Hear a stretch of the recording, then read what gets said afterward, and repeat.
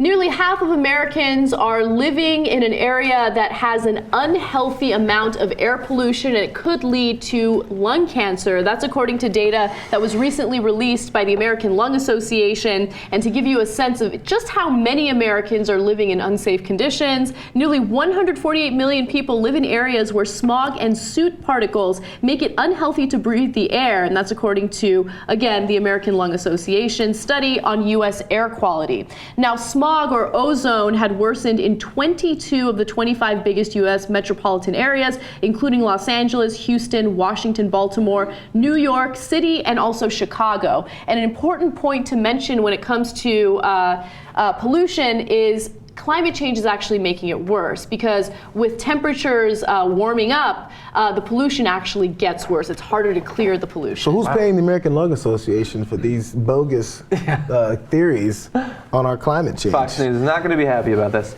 Yeah, I like to imagine that I read quite a bit about the effects of climate change. I did not know that, the warming could make the existing pollution worse. I mean, I know that we often say that we're not doing enough to deal with pollution. We've had some successes, like in LA, for instance, in fighting smog, fighting some other atmospheric pollutants, like stopping acid rain and things like that. But this is absolutely horrible, and it's the sort of thing that it makes me wonder why the rich don't care more about these issues, or that rich members of the media, for instance, don't talk about it more.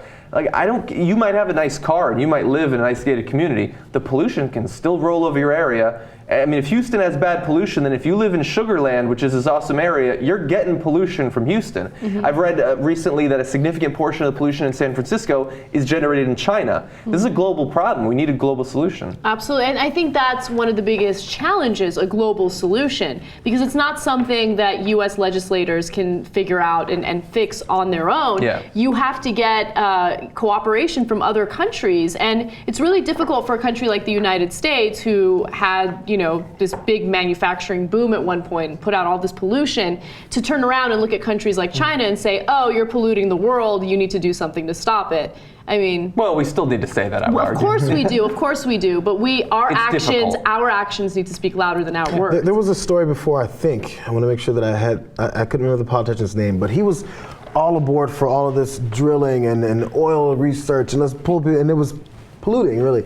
And when one popped up near his house is when he filed a lawsuit. He's like, listen, you can't put that plant over by my house. So suddenly they understand that there's a problem with pollution, or just with drill baby drill, when it affects them. Yeah. Now, it may take them a little bit longer to realize that just because you stop from getting on your house on the hill, right next to your house on the hill, it's still not getting there. I mean, it's still getting there. So once it does, then maybe they'll come around to that stage, but at that point it's way too late. Yeah, this is one of those issues that impacts everyone, whether you're rich or poor. And I think that whether they like it or not, people like the Koch brothers at some point have to recognize that their family members, their grandchildren, are going to suffer the consequences of their greed.